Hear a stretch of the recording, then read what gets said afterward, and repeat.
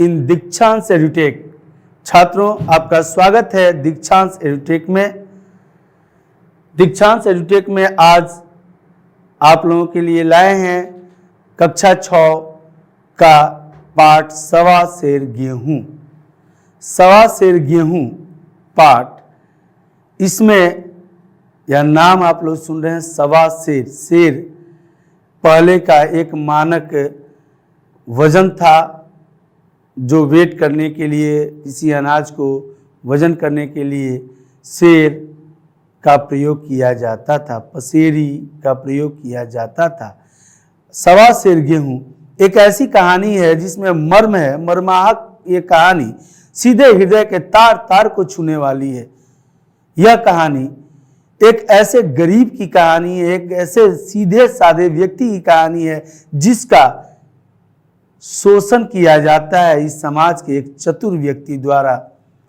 वह सीधा साधा, वह किसी से लेना देना नहीं जानता, वह कुछ किसी के साथ कोई छल प्रपंच नहीं करना चाहता, लेकिन उसके साथ एक साभ्रांत व्यक्ति ने, एक समाज के उच्च कोटि के व्यक्ति ने ऐसा छल किया कि उसकी जीवन ही गुलाम बन गई। आइए इस पाठ को पढ़ने से पहले हम देखें कि इस पाठ के रचयिता कौन है, लेखक कौन है। जी हाँ, इसके लेखक हैं मुंशी प्रेमचंद। प्रेमचंद जिनका नाम, मुख्य नाम, जिनका रियल नेम धनपत राय था, लेकिन वह जब अपनी लेखनी द्वारा दुनिया में अपनी साहित्य को प्रदर्शित किए तो वह सारे साहित्य उन्होंने प्रेमचंद के नाम से लिखे। प्रेमचंद के नाम से लिखा गया उनका पूरा साहित्य। प्रेमचंद एक ऐसे दूरदर्शी कहानीकार थे, साहित्यकार थे, जिन्होंने अपने जीवन में उपन्यास और कई कहानियां लिखी हैं। आइए जानते हैं प्रेमचंद जी के बारे में थोड़ी सी बातें उनके जीवन से। प्रेमचंद का जन्म 31 जुलाई 1880 को हुआ था। जन्म यह कई प्रतियोगी परीक्षाओं में पूछे जाते हैं। छात्रों, नवोदय, नेतरहाट, सैनिक स्कूल, सिमुलतला इत्यादि ऐसे स्कूलों में पूछे जाते हैं सवाल। ऑब्जेक्टिव लेवल में, ऑब्जेक्टिव टाइप में मल्टीपल चॉइस क्वेश्चन के अंतर्गत भी ये पूछा जाता है मुंशी प्रेमचंद का जन्म कब हुआ था। तो 31 जुलाई 1880 को हुआ था। इनका पूरा नाम धनपत राय था। इनका जन्म लमही, वाराणसी में हुआ था। लमही, वाराणसी। वाराणसी एक पावन पवित्र स्थान है, भारत का एक ऐसा स्थान जहां पर वास्तव में ईश्वर का वास कहा जाता है। वाराणसी एक पवित्र भूमि, पावन भूमि है। वहां उस पावन भूमि पर ऐसे एक पवित्र आत्मा ने जन्म लिया, धनपत राय। और यह जन्म किनके घर लिया? तो इनके माता पिता, इनकी माता का नाम आनंदी देवी था और पिता का नाम अजायब राय। माता का नाम आनंदी देवी और पिता का नाम अजायब राय था। मुंशी प्रेमचंद जी बचपन से ही पढ़ने में अच्छे थे, परंतु साहित्य की तरफ इनका झुकाव अधिक था। यह शुरू से गांव में ही रह करके पढ़े। वहां मदरसे से इन्होंने तालीम ली और उर्दू तथा हिंदी में समान अधिकार के साथ इन्होंने अपना अध्ययन पूर्ण किया। इन्होंने जब यह कहानी लेखन में आए तो इनकी कहानियां मर्माहत करने वाली थी, मर्मिक थी, जो सीधे के सीधे दिल को छूने वाली होती थी, क्योंकि इनका विषय वस्तु ही कुछ ऐसा होता था। इनकी रचनाएं हैं, प्रमुख रचनाएं गोदान, गबन, पंच परमेश्वर, ईदगाह, बूढ़ी काकी आदि। छात्रों, ये ऐसे नाम हैं जिनमें से आप एक या दो कहानी 1 क्लास से लेकर के 6 तक के सफ़र में आपने पाया भी होगा। जैसे ईदगाह तो आपने जरूर पढ़ा होगा, पंच परमेश्वर ईदगाह आपके 5 क्लास के किताब में था, NCERT के बुक में। अब आपने इनमें से 1-2 कहानियाँ जरूर पढ़ी होंगी और देखी होंगी, समझी होंगी कि मुंशी प्रेमचंद कैसी कहानियाँ लिखते हैं। इनकी कई कहानियाँ आप लोगों ने पढ़ी होगी। इसमें इनकी प्रमुख रचनाएं गोदान, गबन, पंच परमेश्वर, ईदगाह, बूढ़ी काकी आदि है।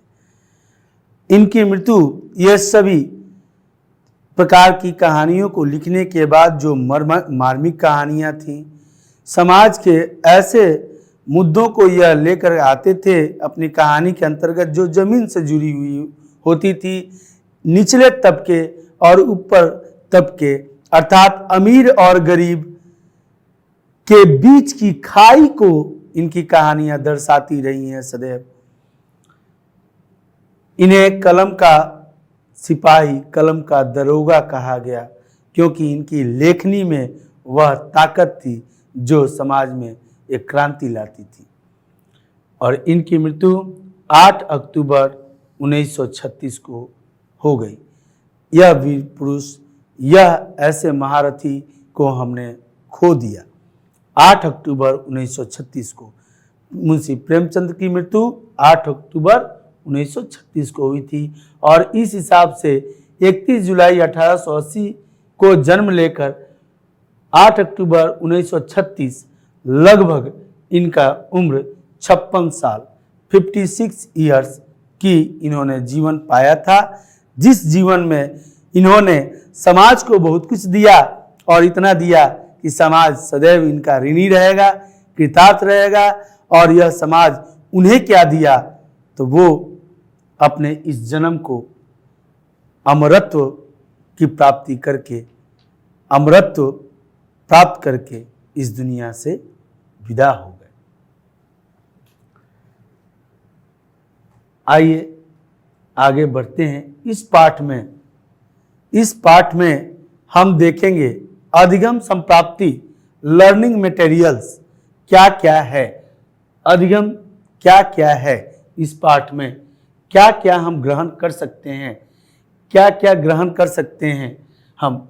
गरीबी और आर्थिक असमानता का कारण समझना, गरीबी और आर्थिक असमानता, गरीबी और आर्थिक असमानता अर्थात गरीबी जो निर्धन हो और आर्थिक जो अर्थ अर्थात रुपये पैसे का आना, इन दोनों में जो असमानता है हमारे समाज में, अमीर गरीब, ऊंच नीच, ऐसी जो भावनाएं हैं, उस असमानता का कारण समझना है। उसके बाद गरीबी का मूल कारण अशिक्षा है। गरीबी का मूल कारण क्या है? गरीबी का मूल कारण अशिक्षा है। क्यों? क्योंकि शिक्षित व्यक्ति जो शिक्षा ग्रहण कर लेते हैं वह तो वास्तविकता को समझने लगते हैं, जानने लगते हैं, लेकिन अशिक्षित व्यक्ति सिर्फ दकियानुसी बातों को समझते हैं, सुनते हैं, जो सुनते हैं वो उसे स्वीकार कर लेते हैं। जैसे पहले के लोग थे, कह दिया गया, कोई किसी ने कहा कि यहाँ पर तो भूत रहता है, तो भाई डर के मारे वो जाएंगे नहीं। यहाँ पर तो ईश्वर का वास है, इस खेत में वो जो ढेला दिख रहा है वो ईश्वर हैं, वो भगवान है, उनको लोग पूजने लगेंगे। अर्थात दकियानुसी बातों में वह अधिक पड़ जाते थे। कारण सिर्फ यही था, अशिक्षा।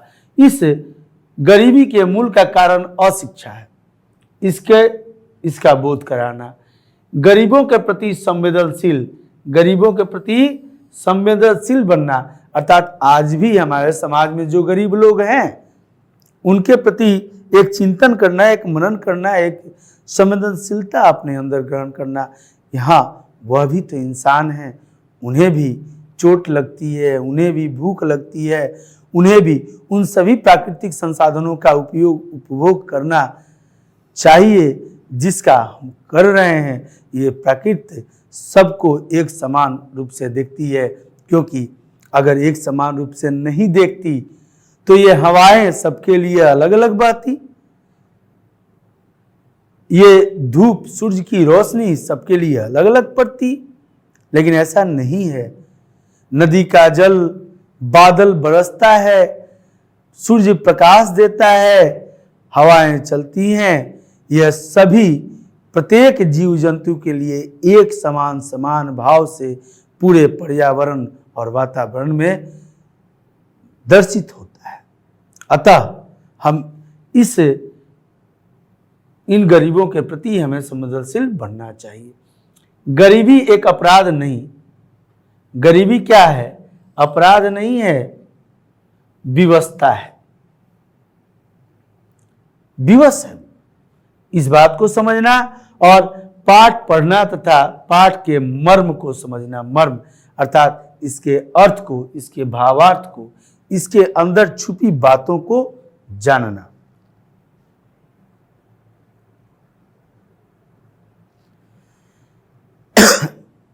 आइए कहानी शुरू करते हैं। कहानी वास्तव में बड़ा ही रोचक कहानी है, जिसे आप सुनेंगे, समझेंगे तो इस पर जरूर आपका चिंतन और मनन जाएगा कि हाँ, किसने गलत किया, किसने सही किया, यह सोच जाएगी। आइए, किसी गांव में एक किसान रहता था, शंकर नाम का एक किसान रहता था। शंकर जो कैसा था? तो सीधा साधा था और गरीब आदमी था। सीधा साधा और गरीब, एकदम भोला भाला था। जैसा कि हम लोगों ने चर्चा किया कि गांव में सीधा साधा जो किसान, पहले अशिक्षा, वो पढ़ा लिखा नहीं था, तो उसे उतना ज्ञान नहीं था, लेकिन वो सीधा साधा था, वह एकदम भोला था। वह कैसा था? तो अपने काम से काम रखता था, न किसी का लेने में, न किसी के को देने में वह भरोसा करता था, न लेनी न देनी। अपने साफ सुथरा स्वच्छ विचारधारा का व्यक्ति, छल प्रपंच की छूत उसे नहीं लगी थी। और उसे छल प्रपंच नाम की जो बीमारी होती है, छल प्रपंच किस बीमारी का नाम है? तो छल प्रपंच अर्थात धोखा देना, धोखा लेना, धोखा देना, किसी को बातों में उलझा देना, किसी को धोखा देना, यह छल प्रपंच है। किसी को छल से अधिक मेहनत करवाना, किसी को छल से ठग लेना, यह छल प्रपंच कहलाता है। छात्रों, छल प्रपंच की छूत उसे नहीं लगी थी। छूत अर्थात छल प्रपंच एक बीमारी है, एक मानसिक बीमारी है जो मनुष्य के अंदर रहती है, और जो इस बीमारी से ग्रसित रहता है वह दूसरे को भी परेशान करने का काम करता है। वह जल्दी से किसी को सुख तो नहीं पहुंचा सकता, लेकिन दुखी 1 मिनट सेकंडों में करते रहता है। और इसी कारण जब उसका विचार, देखिए छात्रों, मनुष्य एक प्राकृतिक प्राणी है और इस प्रकृति का सबसे श्रेष्ठ प्राणी है मनुष्य। यह अलग बात है कि कुछ लोग उपमाएं देने में बाज नहीं आते हैं और अपने आप को कहते हैं कि मैं इस मोहल्ले का शेर हूं, मैं इस क्षेत्र का शेर हूं। ऐसा वो कहने को तो कहते हैं, लेकिन अपनी उपमा एक जंगली जानवर से देते हैं, क्योंकि शेर मनुष्य नहीं हो सकता, इंसान नहीं हो सकता। शेर एक जंगली जानवर होता है। स्वयं को जानवर से उपमा कराते हैं, जबकि शेर को अपने उंगलियों पर सर्कस में नचाने वाला कोई मनुष्य होता है, तो आप कैसे शेर हैं? इसलिए यह शेर की उपमाएं जो देते हैं उनके बाद उन्हें विचार जरूर करना चाहिए कि ऐसा नहीं है, हम मनुष्य हैं, हम तो शेर से श्रेष्ठ हैं, हम इंसान हैं। यह कहने के बजाय हम शेर से उपमा अपनी क्यों करते हैं? लेकिन यहां ऐसी बात इनके मन में नहीं थी। इनको जैसा जिसका विचार होता है वैसे ही विचार का वह दूसरे को भी समझता है। अर्थात जो छलिया होता है, जो छल प्रपंच जानते हैं, वह सामने वाले को देख के भी वैसे ही विचार रखते हैं। और जो शुद्ध व्यक्ति होता है, शुद्ध विचार रखने वाला व्यक्ति होता है, वो सामने वाले को भी देख करके वैसा ही सोचता है कि ये भी भले आदमी ही होंगे। ऐसा ही उसके अंदर तो था ही नहीं ये सब बुराई। इसलिए शंकर जो गरीब किसान था वह दूसरे से ठगे जाने के लिए भी कभी डरता नहीं था, क्योंकि उसे इतना समझ में था कि नहीं, सारे लोग तो एक ही समान हैं, एक ही जैसे हैं, धोखा क्यों देंगे, झूठ क्यों बोलेंगे। भोजन मिला, वो ऐसा व्यक्ति था जिसको भोजन मिला तो खा लिया, अगर नहीं मिला भोजन घर पर तो चने चबेने कुछ भूजा भरी वगैरह भी खा लिया, अगर वो भी न मिला तो पानी पीकर, जल पीकर और राम का नाम लेकर अपने प्रभु को, भगवान को धन्यवाद बोलकर कि आप मेरे लिए जो आज प्रदान किए वही मेरा है, इसके लिए आपको धन्यवाद, और सो जाता था। इतना आत्मसंतोषी व्यक्ति था, वह हृदय से संतोष लिए हुए था। लेकिन जब कोई साधु महात्मा या अतिथि द्वार पर आ जाता तो उसे सांसारिकता की शरण लेनी पड़ती थी, अर्थात वह अपने तो कुछ भी जो रहता था घर में वो खा लेता था अपने परिवारजनों के साथ, लेकिन जब कोई आगंतुक अतिथि या कोई महात्मा संत साधु के दरवाजे आ जाते थे तो उसे सांसारिकता का शरण, अर्थात वह सांसारिक व्यक्ति बनता था। सांसारिक व्यक्ति का अर्थ हुआ एक गृहस्थ जीवन। दो प्रकार के जीवन हैं, गृहस्थ जीवन और संन्यास जीवन। यह गृहस्थ जीवन एक ऐसा जीवन है जिसमें किसान अपने द्वारा आय किए गए समस्त चीज़ों में इस पूरी सृष्टि पर जितने भी संत जन हैं, महात्मा जन हैं, गरीब दुखिया हैं, दीन दुखिया हैं, राजा का टैक्स, ये सब कुछ उसके हिस्से से देना पड़ता है, निहित होता है। गांव में आज भी छात्रों, हम जब खेत से खलिहान में, खलिहान से घर में अनाज लेके जाना चाहते हैं, जाते हैं तो खलिहान से अनाजों को पहले बांटा जाता है। यह देवालय के लिए, देवालय माने देवस्थान, किसी भगवान के मंदिर के लिए, यह पंडित जी के लिए, यह इनके लिए, ये इनके लिए, यह मजदूरों के लिए पहले ही निकाल देता है किसान। उसके बाद जो अनाज घर में लेके जाता है उस पर चिड़ियों का, पशुओं का और आगंतुकों का हिस्सा होता है। वह अपने हिस्से में से सालों भर गेहूं, आटा, जौ, चावल जो भी अनाज उत्पादन करता है वह देता रहता है। अर्थात वह संसारिकता, अर्थात जो गृहस्थ जीवन है, इस जीवन के कुछ नियम हैं और सबसे बड़ा एक नियम है जिसे भारत आदि युग से उसका पालन करते आ रहा है। वह नियम है अतिथि देवो भव। अतिथि देवो भव, जी हाँ, अतिथि देवो भव के हिसाब से वह खुद भूखा सो सकता था, पर साधु को कैसे भूखा सुलाता। एक दिन संध्या समय एक महात्मा ने उसके घर, उसके द्वार पर डेरा जमाया। वह तो सांसारिक व्यक्ति था। एक दिन ऐसा हुआ कि शाम के समय एक महात्मा आए। आज तो बहुत सारे संसाधन हैं हमारे पास, ट्रेन, बस, गाड़ियाँ, विमान, कई तरह के संसाधन हैं एक स्थान से दूसरे स्थान तक जाने के लिए, परंतु पहले लोग पैदल चला करते थे जब शेर और पसेरी हमारे देश में वजन का मात्रक हुआ करते थे।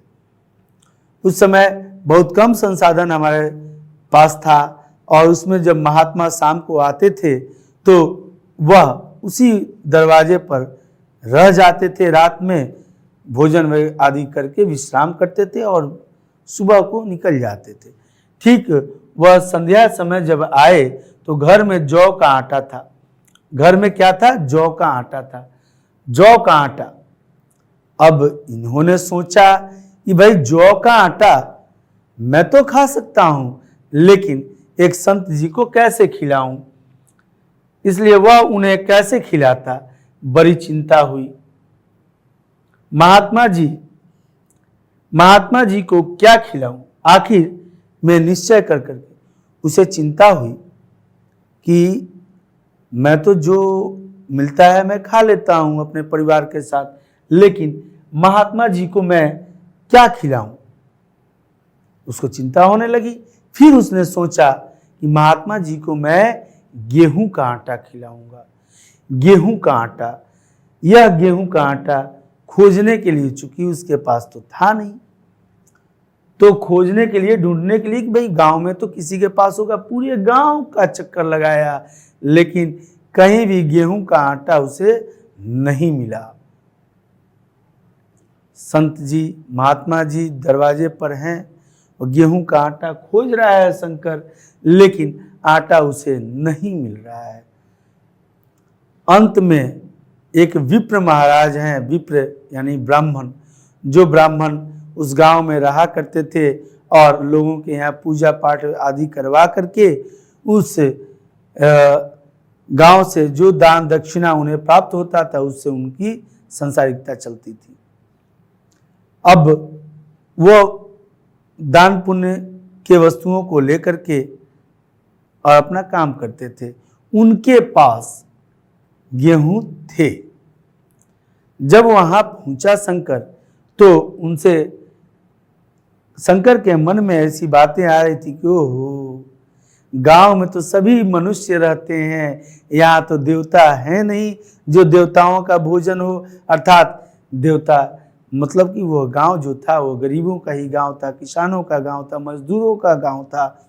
इसलिए वहाँ पर जिसको जो मिल जाता था वो उसी से अपना भरण पोषण करते थे और संतोषपूर्वक अपना जीवन व्यतीत करते थे। लेकिन यह छल प्रपंच एक ऐसा चीज है जो शांत व्यक्ति को कभी शांत नहीं रहने देता, अशांत कर देता है। और यह अशांति निसंदेह उसका जीवन ले डूबती है। जो कुछ विकास कर सकता था इस धरा पर, वह भी विकास नहीं हो पाता है, क्योंकि वह संकुचित मानसिकता का शिकार बन जाता है। ऐसे में शंकर भी संकुचित मानसिकता का शिकार बनते जा रहा है और वह सोच रहा है कि भाई हमारे गांव में तो देवता रहते नहीं है, ये सब तो मजदूर है, गरीब है, क्या रखेगा ये सब गेहूं। उसके पास खुद भी नहीं था, फिर भी वह गांव वालों को दोष दे दिया। सीधे मन का आदमी था। उसके बाद वह अंत में उसे मिलता है गेहूं उस विप्र जी के यहाँ। सौभाग्य से गांव के विप्र महाराज के यहाँ थोड़े से गेहूं मिल गए। उनसे 1.25 सेर गेहूं उधार लिया और पत्नी से कहा कि पीस दे। 1.25 सेर गेहूं मिला और लेकर के वह पत्नी के पास गए और पत्नी को बोले अपने घर में कि भाई इसको पीस दो। पत्नी ने पीसा। फिर पीसने के बाद क्या मिला? गेहूं को पीसने के बाद आटा मिलता है, गेहूं का आटा। और उस गेहूं के आटा से रोटियां बनी, सब्जी भी बनाए गए और महात्मा जी को बेहतर भोजन कराया गया। जो खुद शंकर या उसके परिवार खाते थे उससे बेहतर भोजन महात्मा जी को कराया। महात्मा जी का भोजन कराने के बाद उन्हें सोने के लिए स्थान दिया गया। वह सो गए महात्मा जी। जब महात्मा जी सुबह हुई, सुबह के प्रथम बेला में वो उठे और उठकर वह वहाँ से प्रस्थान किए। शंकर और उनके परिवार के सदस्यों को आशीर्वाद अपना दिए और आशीर्वाद देके वहाँ से प्रस्थान किए। प्रस्थान करने के बाद अब शंकर ने सोचा कि विप्र महाराज के पास से मैं जो गेहूं लेके आया हूं, उन्हें 1.25 सेर गेहूं लाया हूं, वो 1.25 सेर गेहूं उन्हें खलिहानी अर्थात खलिहान में जब अनाज रखे जाते हैं तो वहाँ से, जैसा कि हम लोगों ने सुना अभी, कि वितरण किया जाता है। किसान सबके लिए बराबर बराबर बांटता है, किनको कितना देना है, मंदिर को देना है, पंडित जी को देना है। तो जो उस समय विप्र जी महाराज को जो दान करने वाली गेहूं होगी उसमें बढ़ा के दे दूंगा। ये 1.25 सेर गेहूं के लिए 750 ग्राम गेहूं के लिए मैं कितना इन्हें दूं, क्या कर्ज समझूं, ये तो यूं ही मैं दे दूंगा उठा के ज़्यादा थोड़ा। और यह सोच रखा था, लेकिन इसकी सोच से दुनिया नहीं चलती। किसी के भी सोच से, किसी एक व्यक्ति के सोच से यह दुनिया नहीं चलती। दुनिया में जितने लोग हैं उतनी सोच है, अलग अलग सोच। कब, कहाँ, किस तरह से किसका सोच किस तरह परिवर्तित होता है, इसका अंदाजा लगा पाना कठिन है, मुश्किल है। इसीलिए यह कहा नहीं जा सकता कि कौन बच्चा, कौन छात्र डीएम बन सकता है, कलेक्टर बन सकता है, एसपी बन सकता है, और यह भी कहना मुश्किल है कि कौन डकैत बन सकता है, क्योंकि उसकी मानसिकता तो पढ़ी नहीं जा सकती। असंभव कार्य होता है लगभग। ऐसे भी बहुत सारे दिग्गज व्यक्ति हैं जो आपको देख के, आपके नज़रों को पढ़ के आपके हृदय की बातों को जान लेते हैं। अच्छी बात है, परंतु प्रत्येक मानसिकता को नहीं समझी जा सकती। यही हुआ शंकर के साथ भी। 7 साल के बाद उसने तो अपनी मानसिकता के आधार पर सोच लिया था कि विप्र जी महाराज को मैं खलिहानी में तो बार बार अनाज देते रहा हूं, कभी सेर भर अनाज ज्यादा दिया, कभी 2 सेर अनाज दे दिया, उसकी कोई गिनती गणना नहीं रखता है। जो भी दान किया उसमें बढ़ा के दे दिया, और उसने सोचा कि मैं तो बढ़ा के दे दिया हूं, अब तो कोई असुविधा है नहीं, विप्र जी महाराज का तो 1.25 सेर गेहूं तो मांगेंगे नहीं। लेकिन 7 साल गुजर गए, विप्र जी अब महाजन हो गए और शंकर हो गया मजदूर। शंकर किसान था और मजदूर बन गया। विप्र जी जो दान पुण्य गांव से लेकर के अपना भरण पोषण करते थे, वह महाजन बन गए। उसका संग्रह करके, अनाजों का संग्रह करके, रुपया पैसा, महाजन रुपया पैसा दे करके सूद और उसका ब्याज लेते रहते हैं। फिर अनाज किसी को उधार देकर और उसका ब्याज लेते हैं या उसके पैसे लेते हैं, उन्हें महाजन कहा जाता था पहले। आज भी हैं लोग महाजन गांव में। 7 साल गुजर गए, विप्र जी अब महाजन हो गए और शंकर किसान से मजदूर हो गया। शंकर किसान से मजदूर हो गया। ये कैसे हुआ? विप्र जी तो आगे बढ़ गए, लेकिन शंकर पीछे कैसे आया? वो तो शुद्ध विचारधारा का व्यक्ति था, उस तो छल प्रपंच भी नहीं जानता था।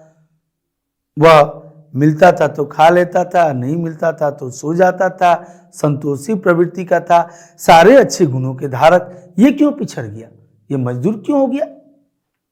इसका कारण है, जब वह शंकर 2 भाई था, उनके छोटे भाई का नाम था मंगल। मंगल की जब शादी हुई, उनके परिवार में एक नई दुल्हन आई और परिवार में खटास उत्पन्न होने लगा।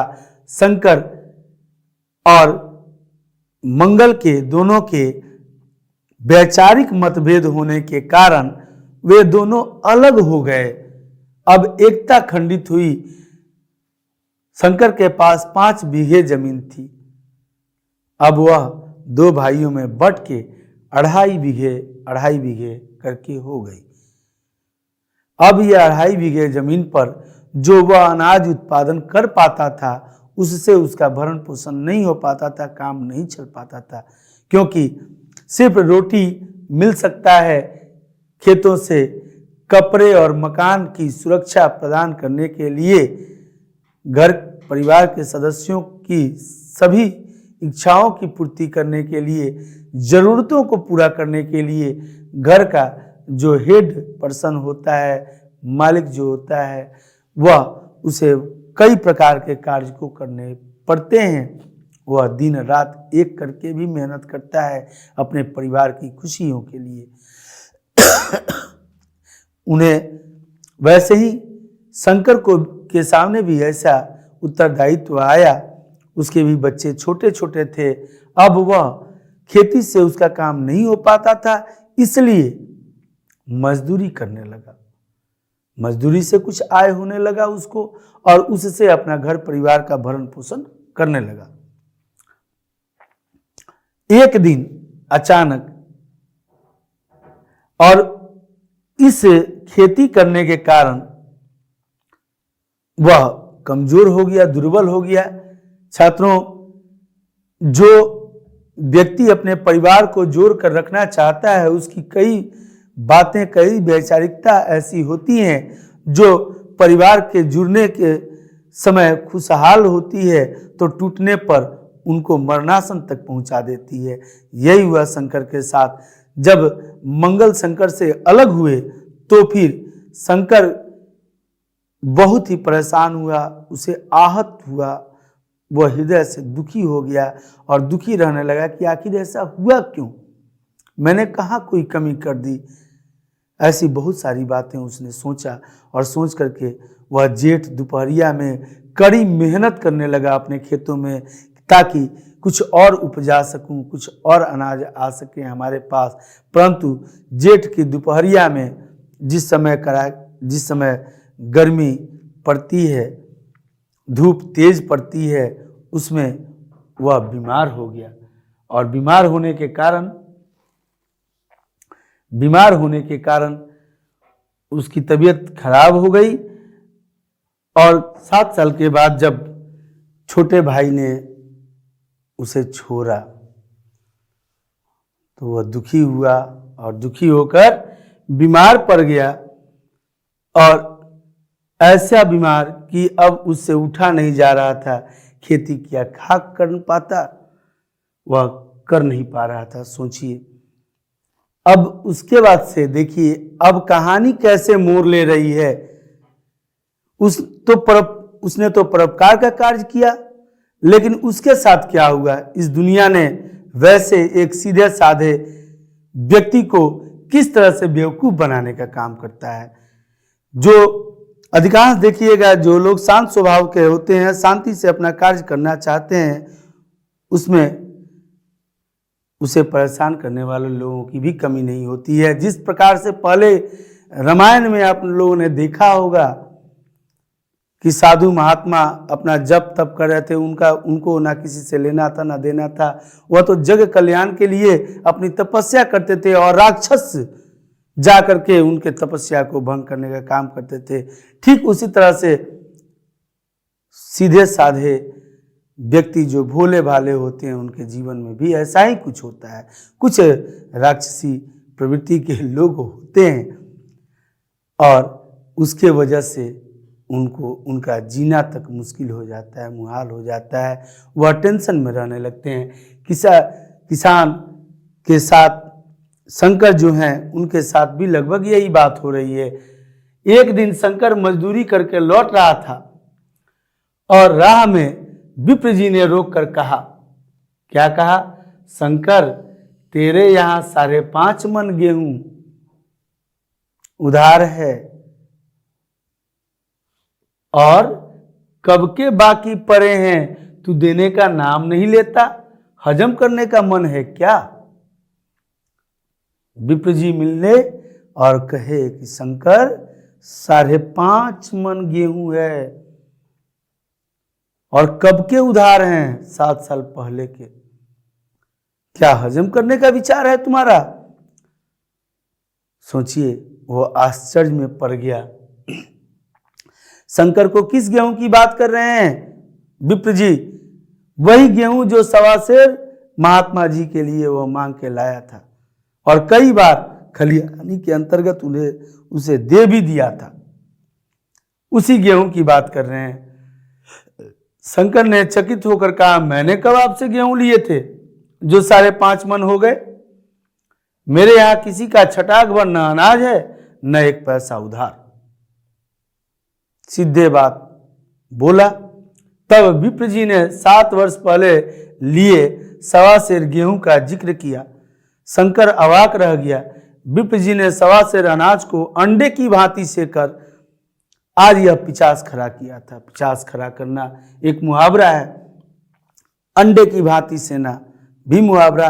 अंडे की भांति सेना अर्थात इस बात को वो 1.25 सेर गेहूं कितने बार वो 2 सेर 3 सेर 2 सेर 1.5 सेर 1 सेर और बढ़ा के दिया था गेहूं।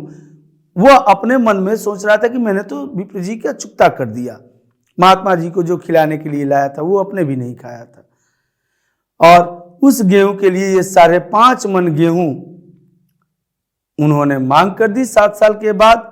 ऐसे लोग जो समाज में हैं, ये समय का इंतजार करके और अपना चोट मारते हैं। उन्होंने भी 7 साल के बाद चोट मारी थी।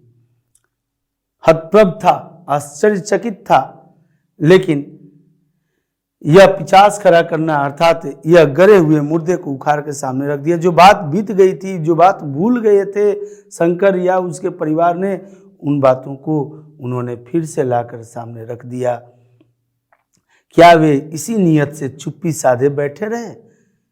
वह बोला, शंकर महाराज, मैंने कई बार खलिहानी में शेर 2-2 शेर गेहूं दिया है।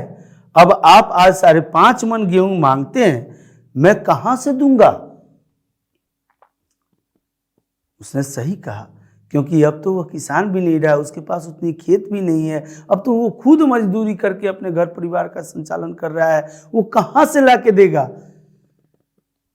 लेकिन ऐसे जो प्रवृत्ति के लोग होते हैं, चतुर होते हैं, वो हमेशा ताक में रहते हैं कि किस समय ऐसी स्थिति उत्पन्न हो जिससे हमारे चंगुल में कोई फंस जाए और हम उसका शोषण करते रहें हमेशा। ऐसे सीधे साधे लोग समाज में जहाँ भी हैं, जिस तरह से भी हैं, शोषित हो रहे हैं।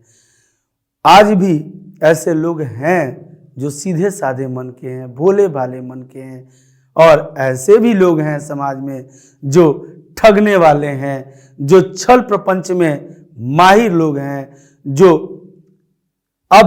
जो छल प्रपंच में माहिर लोग हैं, वो सोचते हैं कि दुनिया के सारे लोग ऐसे ही हैं, क्योंकि उनकी स्वयं की विचारधारा वैसी है। और जो सीधे साधे भोले भाले लोग हैं, वो सोचते हैं कि नहीं, हमारे तरह ही दुनिया के और लोग हैं। इसलिए धोखा वो नहीं करना चाहते, छल प्रपंच वाले धोखा दूसरे को देना चाहते हैं, जबकि भोले भाले लोग धोखा खाते ही रहते हैं। ऐसा न हो, इसलिए शिक्षा का प्रचार और प्रसार करने पर सरकार भी बड़े प्रावधान लिए हुए है, और निसंदेह इन सभी का मूल जड़ शिक्षा का अभाव ही है। शिक्षा वह धन है जो कभी खत्म होने वाला नहीं है। आज शंकर अगर शिक्षित होता तो उसके साथ ऐसी स्थितियां उत्पन्न नहीं हुई होती।